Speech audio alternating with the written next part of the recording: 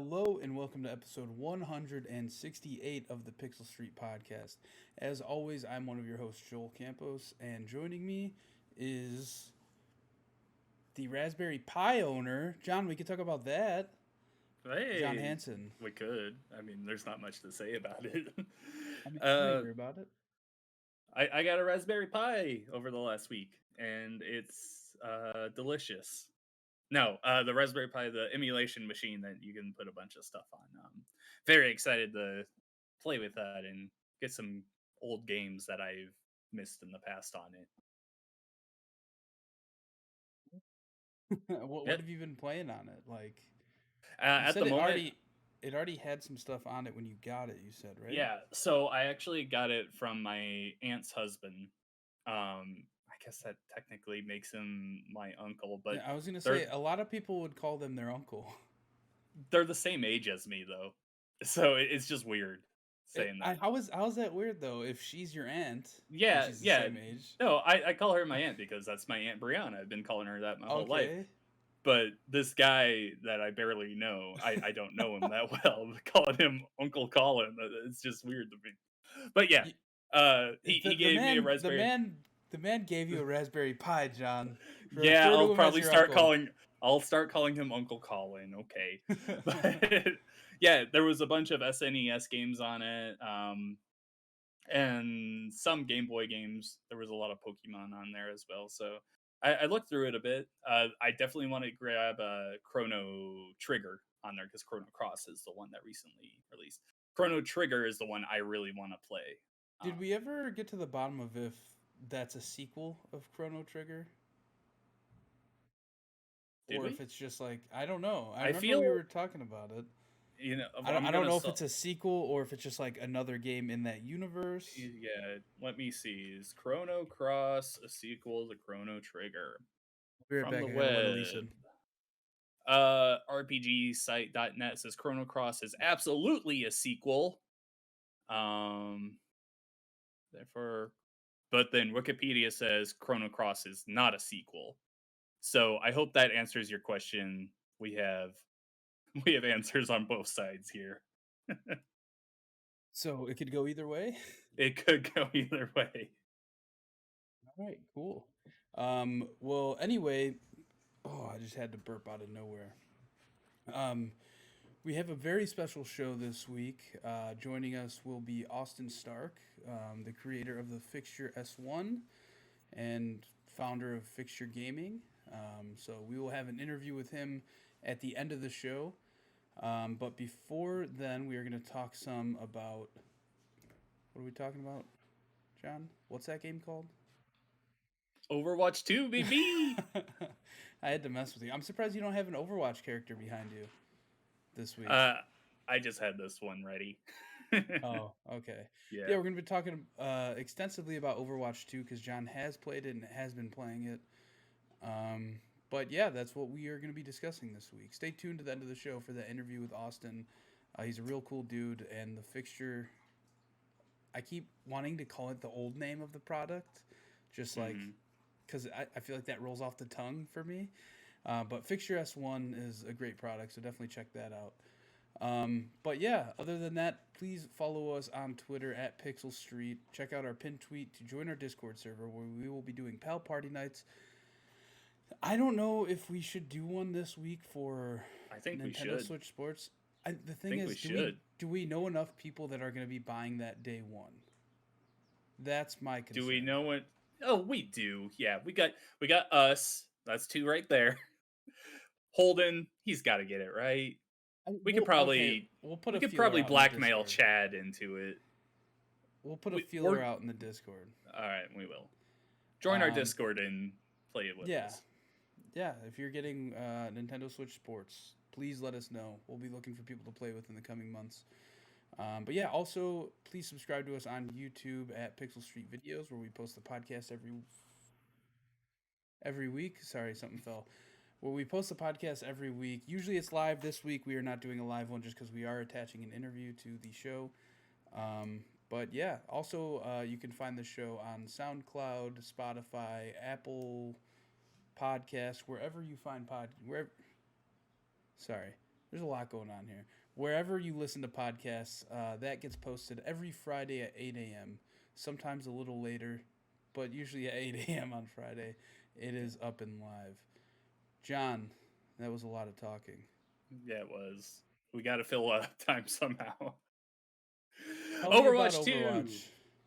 All right. So, Overwatch 2, talked about this a little bit last week, but the closed beta is now live. It is going from now until May 17th, I want to say is the date that it ends. So, a pretty good chunk of time to play it in all actuality. Whether or not you get a chance to play it, though, is another whole deal. But because of my job with Double XP, check out guides and stuff. I've been covering some of the hero reworks and new things in the game. Um, I got a chance to play it, and this is my first time playing it with the new 5v5 format. And there's been a few hero reworks, and I also got a chance to play the new hero Sojourn. There's also a new mode called Push, and there's been a few maps added. I want to say 4 or 5 maps. So quite a bit of stuff, and even the maps that are returning have been altered. So like most of them are just small changes, like the daytime has changed. Like Dorado in Overwatch 1, that is a while you're going through that map, it's always nighttime, but in Overwatch 2, it's like the evening. So just little stuff like that, and I just starting there, the game is gorgeous. They've definitely changed up their shading, their lighting. Everything looks a lot better now, and we're still very obviously early. Well, not early in development, but this isn't coming out anytime soon because there's definitely things in here where you're like looking at the character portraits.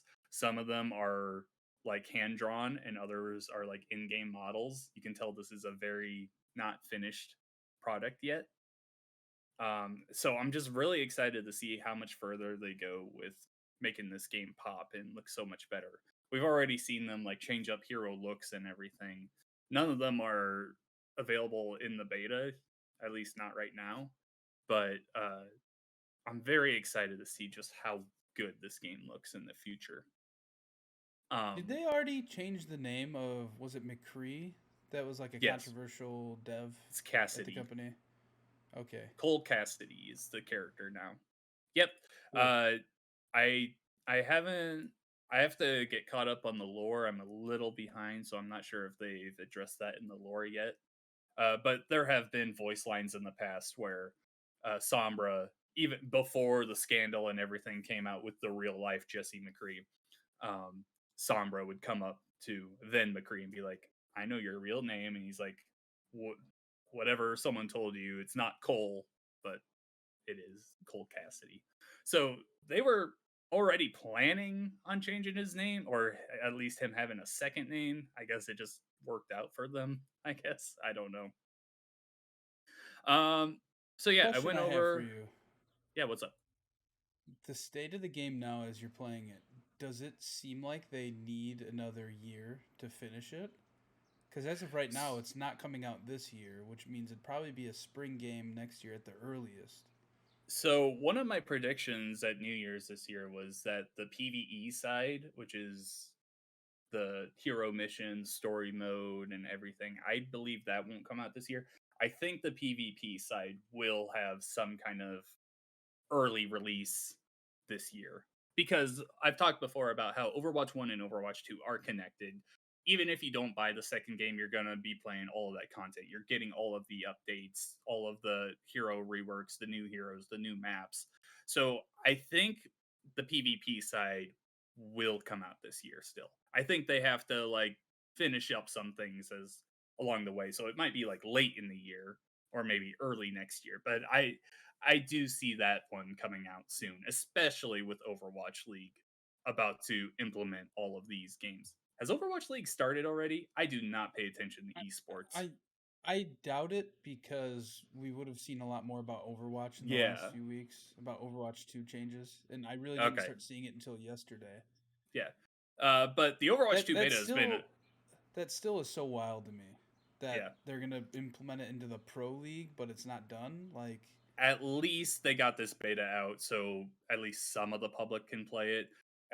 This is a pretty long beta, and they have said there will be more betas in the future, including on console. This first one is only on PC, though. It's also been very successful, I would say.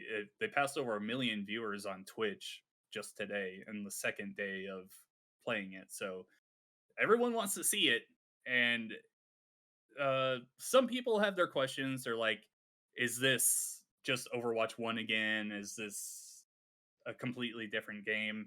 Is In all honesty, the question is just it's kind of in between.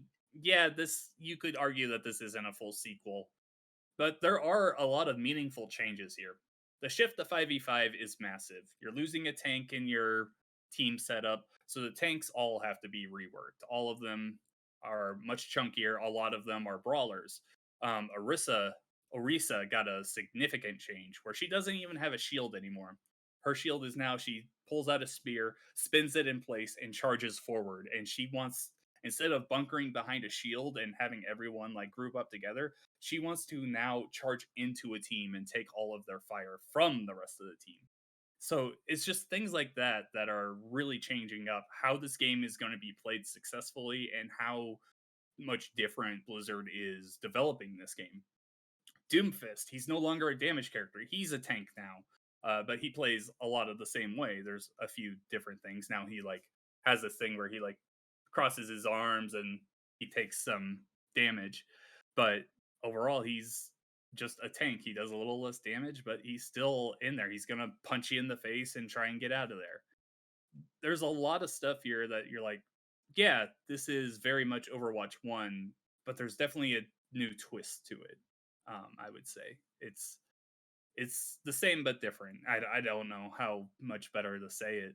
Um, when it comes out, do you think so? Like, this is what's confusing me, right? mhm, If I have Overwatch 1 and I do not want to play PvE at all, am I going to mhm. be playing the same exact game as Overwatch 2? Like, will they be the same exact game files? Or is Overwatch 2, if I buy it, going to like look slightly better, or, whatever the case is? Overwatch 2 will look better because it's running on an updated engine and everything. They will just be connected in the PvP side, How so is you that can. possible that you can have games running in two different engines connected? I don't know. In all Unless, honesty, I have like, no idea.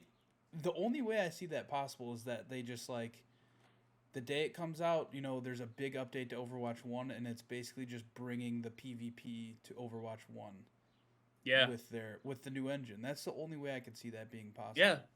yeah. I'm not sure, but they've said in interviews in the past that if you're playing Overwatch 1, you can play with Overwatch 2 players, but your game will just not look as good. So I'm like, I don't know.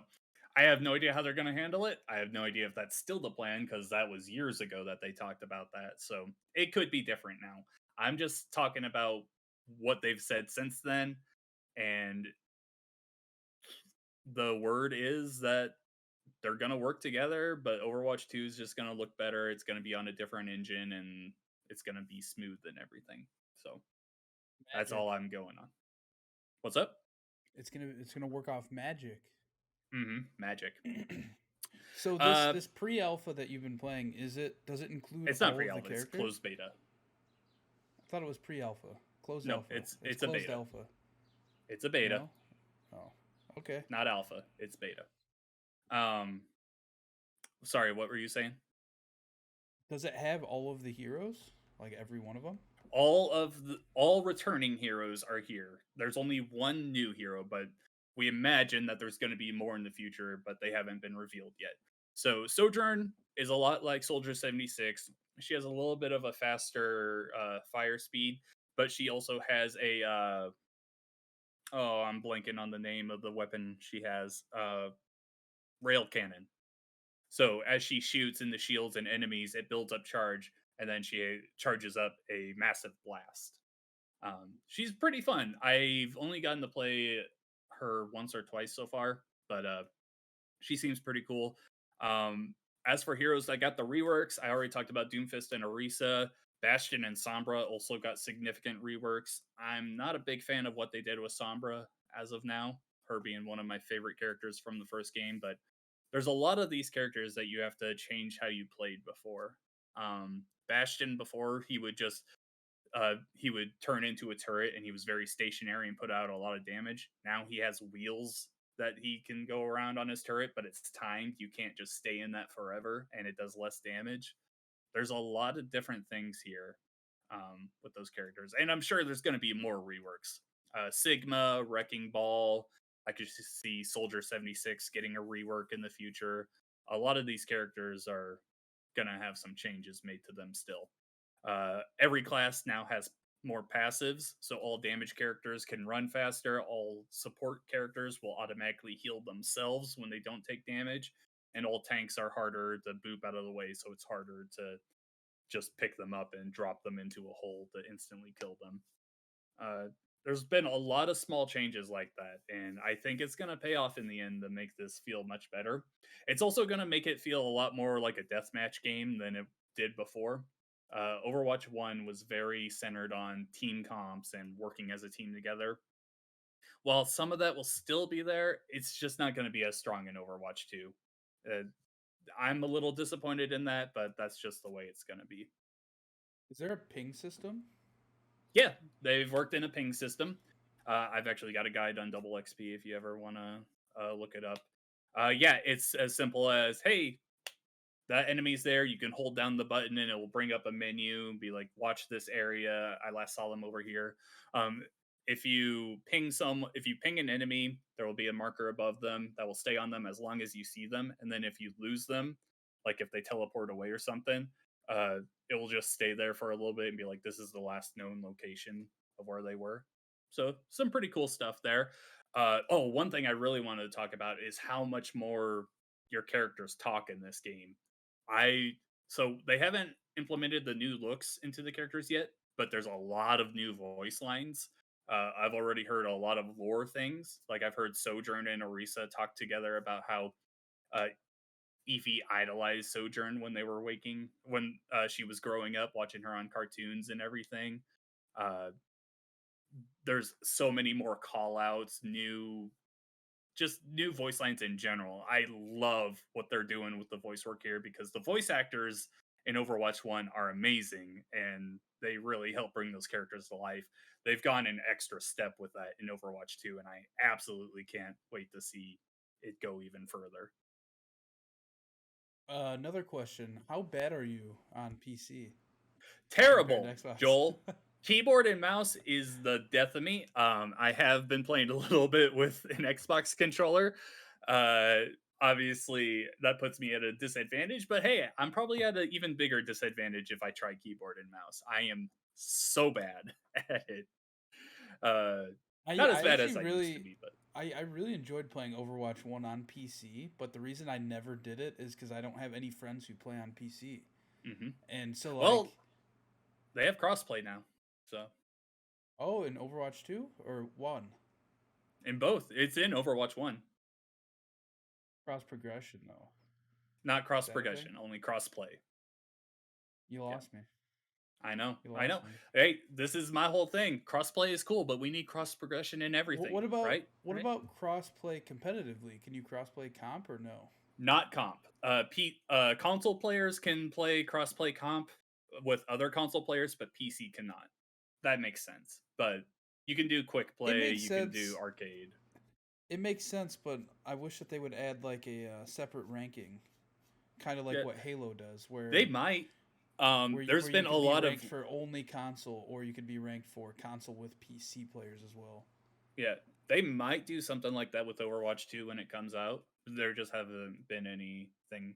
There's been leaks of like a battle pass system, also a clan system. So they're bringing quite a few things in. They might work in some kind of I feel like comp thing, games have kind of steered away from the whole clan system, which is weird because it was fucking right? great in Halo 2 and Halo 3. Call of Duty as well in those 2000s years where I that's where I really took off with it. Um, It was nice just because like if you were it like say you join a kind of funny clan, right? then you Hmm. can see other people that are like other like-minded people that are currently playing the game that you're playing, and you can send them a message like, "Yo, want to squad up?" Something like that. Yeah. Whereas I don't know, I thought clans were awesome, especially in Halo 2. They used to have clan matches, like ranked clan matches, Hmm. which is They have fucking something like insane. that in Rocket League. Well, yes and no. It's similar in a way, yeah, Is it? Okay. but it's Um, it's not it's not 100% that way. I don't think. gotcha. But yeah, getting back to Overwatch 2, I think the gameplay is really good. I'm excited to see what changes they make, how much better it looks when we get closer to the release. It's I'll probably be playing it every day until this closed beta ends. I'll put up some gameplay videos on the site on our YouTube channel, I should say. Uh, but yeah, it's been a lot of fun. It's a lot of the questions I had about how some characters would play have been answered for better and worse in the case of Sombra. But you know what? I'm still very excited for this game, and I can't wait for more people to get their hands on it and be like, oh, yeah, that's right. Overwatch is a really fucking good game. Yeah, I hope that it's possible for me to get in the beta because I would love to try it, but you know, we'll see. I doubt it'll happen, but it'd be cool. Yeah, for sure. All right, John, let's go on to quick news. I'll go through these since you just talked your head off. Yeah. Um, First bit of quick news: Dying Light 2 has a new game plus now, which I think that Mhm. we talked about that before they announced it was going to come. Yeah. It is But I now mean, available, though. if you want to play through the game again, by all means, go ahead. Yep. But it You'll be is able to forever keep deleted for me. You'll be able to keep all of your progress. They finally added in enough inhibitors so you can get all of them in the game. Um, they made nights more dangerous and levels scale with you wherever you go. BBC Proms. What? BBC Proms, an annual series of classical music concerts, will include Kingdom Hearts, Shadow of the Colossus, Battlefield 2042, and Dear Esther music. Yo, Yeah, I when I don't. think when I think of music and gaming, I think of Battlefield 2042, John. Right? Yeah, I don't. I don't know if that had any good music, but apparently BBC Proms is a world-renowned classical music thing. Um, I don't know. I saw Kingdom Hearts music being included in here, so I was like, oh, I got to include that. I don't even know what Dear Esther is. Moving on, PlayStation has created a game preservation team. It only took them this Yeah, long. They're yeah, like right, 25 years of existence. right. Yeah, would have been nice for them to have this during the PS3 days, right? Even before then, it would have been nice for them to Yeah. think of this before then, so that we wouldn't have had cell processor PS3s that are impossible Hmm. to emulate and stuff. Yeah. But fun fact, not to go off on a tangent, there is a new PS3 emulator for PC available. Oh, Digital is there? Foundry did a whole video on it. They were able to upscale Metal Gear Solid 4 to 4K 60 frames, which is pretty crazy. Like Mm. that's pretty impressive. How many times did it crash? I don't know. I didn't watch the whole video, but they didn't mention any like problems. So, All right, granted, cool. that's probably on like a top of the line PC. So, Hmm. another fun fact about PlayStation stuff: they have their new PS Plus rolling out this June. I think it was like June 15th in the U.S. is their projected date. Something like that, yeah. They announced that if you have PlayStation Plus and you also have PlayStation Now, at the time of that changing, you will be they will be merged into one of the highest tier of PlayStation Plus Hmm. for whichever subscription you have that is the longest. So if you have 3 years of PlayStation Plus stacked, right? Three, however long, 3 years, and you just buy like 1 month of PlayStation Now, it'll convert you to the highest tier of PlayStation Plus for 3 years, which is Hmm. pretty cool. Yeah. So it's something to consider if you are interested in that. I don't know. I thought about maybe just like adding another year and buying a month of PlayStation Now just so I could try it. And if it sticks, keep using it. I don't know. We'll see. But then you'd Moving have on. to be subscribed to PlayStation Now, and who wants to do that? for a month. Yeah. I think I have like a free trial in my drawer. Moving on, the Super Mario movie has been delayed to next April. Chris Pratt demanded it. Apparently, yeah. Chris San. This is Miyamoto. I talked to my good friend Chris San, and we had to delay the game to April, he said. And then He that was said, immediately memed to no end on Twitter. That was amazing. "Well, yeah, of course, Yeah. of course." That's gonna do it for the show because I haven't really played anything other than Wait MLB. one moment, Joel. I have a collectible to show off. I want to give a quick shout out to our friends at Respawning Fire, who I watched their show this past weekend, and they were talking about games this year that could be in contention for Game of the Year, and they went through the obvious ones: Elden Ring. Something else might compete with Elden Ring. We don't know, but they brought up Kirby and the Forgotten Land, which is probably my favorite game of the year so far in the early going here. And one Chad Mike Ennis seemed to really have a problem with people liking Kirby. But it just so happens this week that I got a new Kirby statue. Oh, I always forget I have a green screen here. So wait, is that box green? That box is green? It's blue. It's a light blue. Okay. Hold on, give me a moment here. I always forget that I have this green screen behind me. Have you opened it yet? I have not. There. So yeah, it's a Kirby. This is actually a first four figures statue, and apparently it plays music and it will like rotate Kirby. That's so cool. I'm probably going to do an unboxing video of this because Well, like, does it go into mouthful mode? that would be amazing. Is No, it also is it a this Kirby this was made before Forgotten Land. Fleshlight. Kirby fleshlight, man. But yeah, it like spins and it'll play like the victory music when he like dances all around. So that's really cool. Oh, the one that goes like ba ba ba ba ba ba ba ba ba. That's Final Fantasy.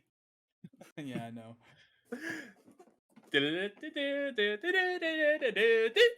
That's how it goes. So yeah, Cool. Kirby's a great game. It's not just for babies. Even Chad, though you are one. get over yourself. What? Even though you are a baby, It's not yeah, for of babies. course, of course I am. It's but babies. Kirby specifically is not for babies. It's a good series. Play some games. Get cultured, Chad Mike Ennis. Who do you think you are? I'm gonna play Destiny 2. The Witch Queen expansion is my game of the year. Okay, Get out of here with that. With that, we are going to cut to our interview with Austin Stark, the founder of Fixture Gaming and the Fixture S1. It was a great interview. We love talking to him. He's a good dude. So yeah, we are going to add that into the show here. So enjoy. All right, joining us this week is Austin Stark, the creator of the Fixture S1. Austin, how are you doing? I'm doing great. How are you guys? Good. Doing pretty good. John is a huge fan of the Fixture S1. I am. I actually have it sitting right over here. Oh, thanks. Absolutely love it. Yeah, Appreciate that. Yeah, it's a pretty handy device. I gotta say, when they first announced the Switch, I was really into the Joy-Con, and then I've got big hands, and I started playing it, and I'm like, this is fine, but that Pro controller's too good, and that's when when Joel directed me over to it. I was like, oh, this is awesome. Yeah, I think I found out about it. Sorry, go ahead. Oh, I was just saying they are pretty cool, but after a while they aren't that comfortable to hold. Yeah, I was saying I think I found out about it from like Andrea Renee or Greg Miller, one of those like kind of funny personalities, because I listen to their content a lot. but yeah, I love the device as well. And going back to what you were saying about the Joy-Con, it really cramps up my fingers, especially now because I have the OLED Switch, and that's kind of what Hmm. we wanted to talk to you about because I know that you guys have been constantly teasing almost every day the Fixture S2 for those OLED owners. Coming this summer, I think is the target Um, date. yeah, yeah, definitely. Yeah, I guess yeah, I got one right here. So Nice. this is going to be the new OLED, and has a nice white accent colors. Ooh. Um, but yeah, I don't know if we mean to tease it as much as we're just trying to tell people, it's coming, it's in the works. Um, but yeah, yeah, it seems like some people are excited about it, so that's pretty cool. Yeah, because I mean, obviously the S1 can't just it just can't carry the OLED model. I mean, it's so much bigger now and everything. Are Hmm. there really any new changes to the S2 that really weren't there in the S1, or is this pretty much just the same model, just bigger? Well, so the only change is we replaced it's probably a little hard to see in this. Should probably turn off the blur, but the these pads um with this leather ones. I guess they're super hard to see. Let me see if so a few people with like the Animal Crossing Switch or special editions um had some issues with the rubber pads. Uh so we replaced this with these like synthetic leather pads. And it really protects the back of this, any marks from being left on the back of the Switch now. But other than that, it's other and it being 2 millimeters wider. It's pretty close to the same as the original. So yeah. Yeah, that's cool. That's something I never even thought about was people with the, special edition switches getting scuffed up on the back. But yeah, Yeah, mine I yeah, actually have we got some the angry 3D comments. printed one. The 3D Oh, printed one is the really? one that I have, yeah. So it doesn't Oh, even have wow, those and things. that's still working well for you? It broke. If you can see, I gorilla glued it, but I got Mhm. it to work. Like gorilla glue saved it, but in all honesty, I haven't used it Right. since I got the OLED because I don't really have a use for it. I Mhm. definitely tried to like wedge my OLED in here to see if there was any way I could get it to work, and definitely not. Right. Um, yeah, I guess Ye Nintendo wasn't thinking of you when they were designing the new model. Well, yeah, I guess they had quite a few. I heard of quite a few accessories wouldn't work with it. I knew when they said it was 2 millimeters wider. I'm like, oh, it's not gonna work. That's too bad. Um, but yeah, we got to make some improvements because of that. So it's always good. I do Yeah. want to So point out what? also, I just took a drink of my water and I realized I actually have your old logo. You sent a sticker with the OG, you can kind of see it. It's underneath all of Oh, these other stickers, all worn out. It's on my water bottle, so there you go. All right. yeah. Well, that's awesome. Yeah, the I had my background's in product design, so I don't know anything about like trademark law. But I had like a bunch of a couple lawyers come up to me at like trade shows or something, and I'd be like, "You should change your name." And I'm like, "Yeah, well, probably should." This is like the third one, so Yeah, because um originally it was called the Switch Fix, right? yeah, it was called Switch Fix. But yeah, I mean, yeah, that was kind of a difficult time because we're like trying to launch the crowdfunding campaign, and then all of a sudden we're like needing to change our name, like from what we told everybody it was like the week before. So, but yeah, we got it done. So, I guess it's kind of like kind of uh typical business like um problems just come up and you're like, well, just got to solve it. So, yeah, worked out. I also feel like the new name kind of benefits you as a company because it gives you the Mhm. option to branch out if you want to, right? You're not tied to that Switch name. And that was one of my questions for you: is do you ever plan on branching out to other consoles, or I don't know, anything else, any other gaming accessories outside of what you're doing with Fixture S1 and the case to go along with it? Yeah, I've like from day one wanted to continue to design new products. Um, Really, what I'm passionate about, I don't know why it is, but I just want to design products people love. And I don't even really, I'd be fine with designing anything like a hair dryer or a lawnmower or something. But I had the idea for the S1.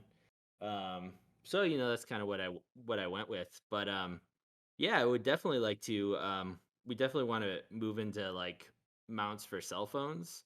Um, I think the ones they have right now um, aren't great, but they can get the job done like a cell phone and a Xbox controller. But I think I can really make one that makes life really easy for people.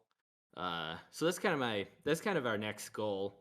But with the pandemic, we after our crowdfunding campaign ended, we were supposed to start manufacturing the S1s like right after Chinese New Year's, and China never opened back up, or didn't open back up after Chinese New Year's because of COVID. So we've kind of really, I think the only reason we haven't yet is because supply chain issues dealing with COVID. But we've got a lot of those worked out, and hopefully we can start getting some more products out. Yeah, I was wondering about that because the OLED was released in last October. It was announced shortly before that and everything. You got to figure, well, at least on the outside looking in, I'm figuring for the S2 to come out this summer, that's a pretty lengthy time to not give to the new OLED owners and everything. Mhm. So it's just really been supply issues that are holding that back at the moment, you would say. Yeah, and I still never introduced myself to Nintendo. I reached out to them to try and get an early model, and I wasn't able to. And then I pre-ordered a bunch, but they didn't ship, so I had to buy a scalped one. Mm. And then I thought, why don't I try and, because everybody's going to be getting new OLED models, why don't I try and see if I can come up with a new way to hold the Switch in place that doesn't have the rubber pads, because in case they come out with a special edition, or they're brand new models too. So I think people might get upset if there's like a little mark left on it right away. Um, so that was kind of my thinking, and I experimented with like putting arrows um, in the side here on these things, and yeah, I experimented with a lot of different things until I found that material that worked really well. So it was kind of a combination of that and not being able to get one early, and um, I also had a daughter December 6th. Oh, So probably the combination of those three things yeah. is why it's taken us so till the summer. But yeah, it's too bad. But hopefully, as we grow, we can kind of get out ahead of some stuff. Alright. Can I ask, how big is your team that works on the fixtures and everything? So I'm the only full time employee still. Mhm. But I have an intern who's been great, and then I have someone who's helping me with manufacturing, like a contractor who I work with to help with manufacturing, and I also have a marketing marketing firm help. So it's kind of it's a pretty small team, but I do have help. So yeah. Oh, yeah, I just want to point out, for as small of a team as that is, just the quality of the product is off the charts for that small of a team. Oh. I made a review on our YouTube channel a while ago for the Fixture S1 and the case, and I've always been a big fan of just how snug it holds your Switch in place. It's a little heavy, but I mean that's going to happen when you're holding a controller and a console on your hand. Um, Mhm. I've always loved um, the actual fixture itself. As for the case itself, obviously everyone loves to have the convenience of being able to carry their games with them wherever they go.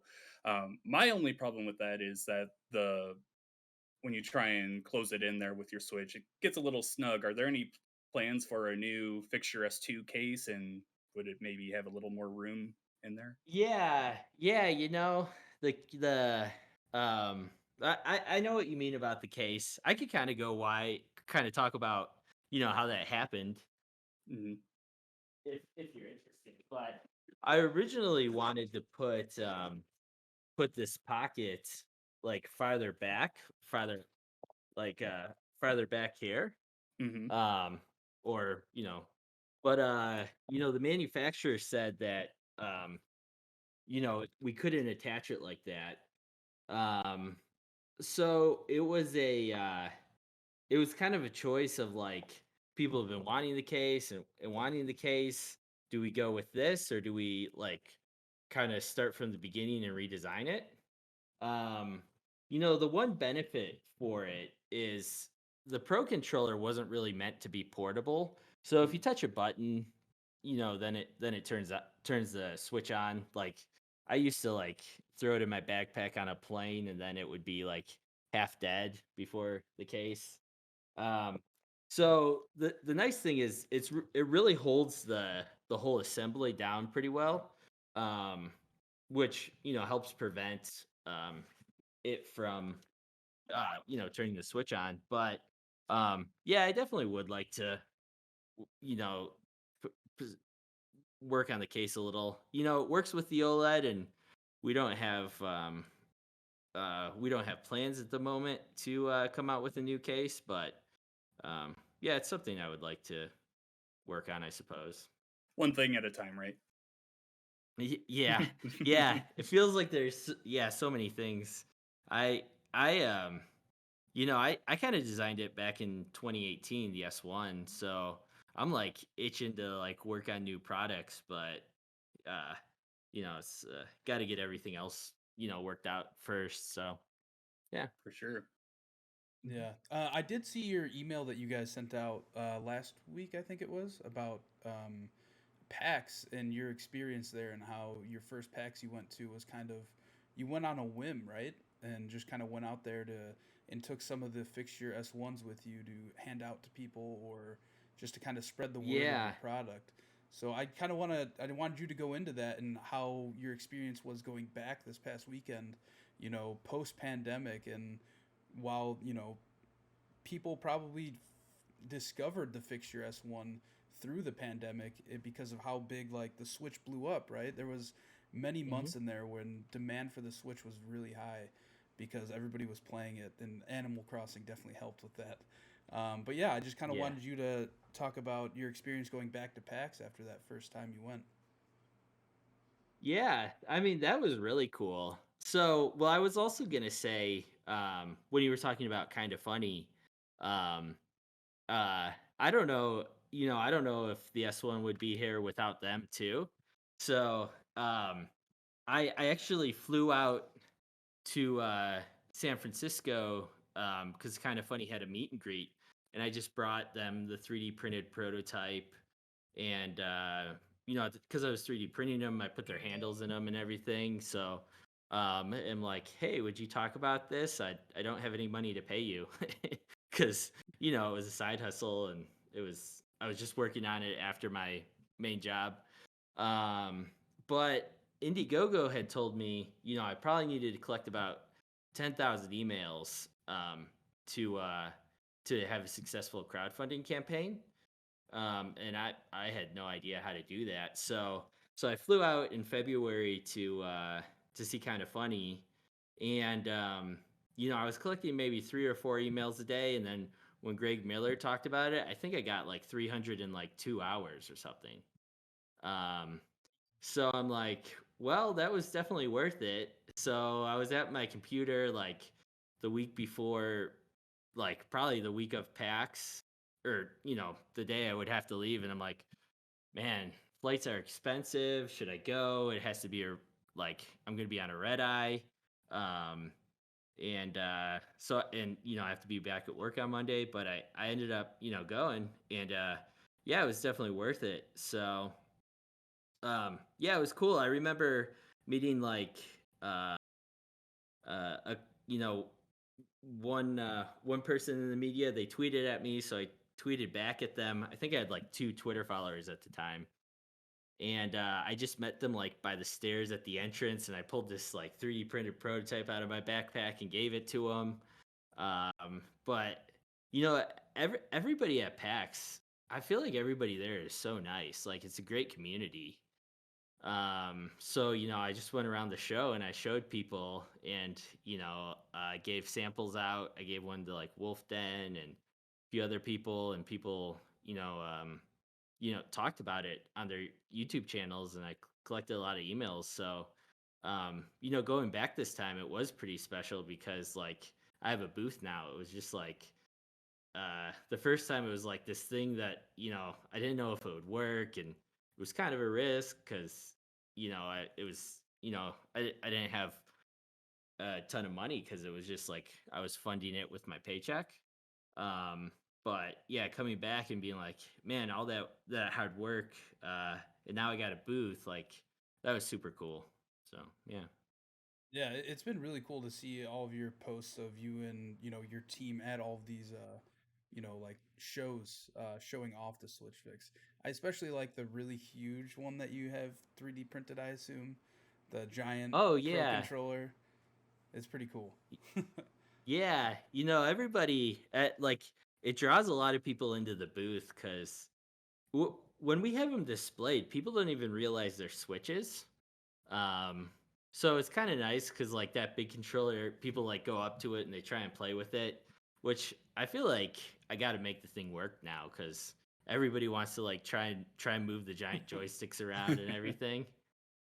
So yeah, but yeah, that was pretty good. I had that was like the first thing I had my intern build when he started because there was PAX West like a month later. So yeah, it was definitely worth it. That people love that thing.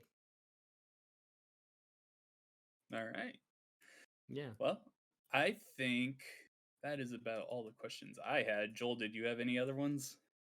The only other thing I can think of is with the Fixture S2, is there going to be any way that it's compatible with the original Switch? Or is it strictly going to Uh, be for the OLED model? yeah. So we decided to just do the S2 for the OLED and the S1 for the Switch. Um, really, just to it's easier to make the product simple. Like um, if you just design it for the specific thing. Um, because if we had to make it expand or something, that just adds complexity, might make it break, and then maybe the thing's not like wide enough for when you're trying to put it on the OLED, so you have to like pull it apart and then bring it down. So it currently only works with the S2 is only going to work with the OLED, and the S1's still going to be for the original. But yeah, it would have been cool if it could do both, but it was just the simplest. I think it was the simplest user experience if you just have an OLED. All Cool. right. Yeah. Well, Well, thank you Yeah. so much for coming on the show. We appreciate it. John, what were you going to say? I was just going to say thanks for coming on the show. And this is probably my favorite Nintendo Switch accessory. If Oh, for any of sure. our watchers or listeners haven't heard us talking about this in the past, because we've definitely talked about it multiple times, my Switch is usually my console that I just lay in bed at night and play while I'm watching TV, and I always have my Fixture S1 connected to my day one Switch. So I definitely recommend them all. Give what is your Twitter? Is it just Fixture Gaming? Fixture Yeah, Gaming. picture gaming. Yeah, Mhm. give them a try. And Austin, thanks so much for coming on. Yeah, thanks for having me. I really appreciate it. Yeah, you can also find the Fixture S1 and soon to be S2 on Amazon, correct? And Hmm. fixturegaming.com. So definitely Hmm. feel free to check those out if you are interested. But yeah, Austin, thanks again for coming on. We always love chatting with people. So about nerd Just shit. people. Yeah, people in the games industry. Yeah. Somehow. Yeah. Thanks. Cool. Yeah. Well, thanks again. Man, I can't believe Austin said all those things, John. Wow. Look at all that controversy and things that he said. No, that was a good interview. Had a lot of fun talking with Austin Stark. Yeah, he's like I said, he's a cool dude. He's easy to talk to. He's very passionate about creating products that people enjoy, which is really cool because I know a lot of people love the Fixture S1. So the Fixture Yeah. S2 is going to be pretty cool once it comes. Yeah, as well as Um, anything else that he makes after that. But yeah, with that, we are going to end episode 186 of the Pixel Street podcast. Follow us on Twitter at Pixel Street. Check out the pinned tweet. Join our Discord through that invite link in the pinned tweet. Play games with us. We're looking for people to play. I keep wanting to call it Wii Sports, Nintendo Switch Sports. Yeah, check It out our doesn't YouTube really roll channel. off the tongue, does it? It doesn't. Wii Sports is just like Wii Sports, Wii Sports, Wii Sports. Nintendo Switch Sports, Nintendo Switch Sports, Nintendo Switch. Yeah. I can't even do it. Check out our YouTube channel at Pixel Street Videos and subscribe to us there. We are slowly growing there. We'll love to have you. We post the podcast usually live on Wednesdays, but if not, they'll be up on Friday mornings. Same goes for podcast platforms. Wherever you're watching or listening, 8 a.m. Friday morning, they will be posted. You can find me on Twitter at Campos63 and twitch.tv/Campos63 from time to time. John, where are you at on the internet? On Twitter, I am at Revik Shadows, and you can find my writing on doublexp.com. Lots of Overwatch 2 coverage this week. Also, probably get into the Stanley Parable. So, if you're interested in that game, look it up. Yeah, also check out the Fixture S1 if you have not already. It truly is like me and John's favorite accessory for the Switch. It's awesome. Go to fixturegaming.com to check that out and pick one up if you don't have one and are interested. And follow him on Twitter at Fixture Gaming. That is correct. We'll be right back here next week with episode 187 of the Pixel Street podcast. Bye!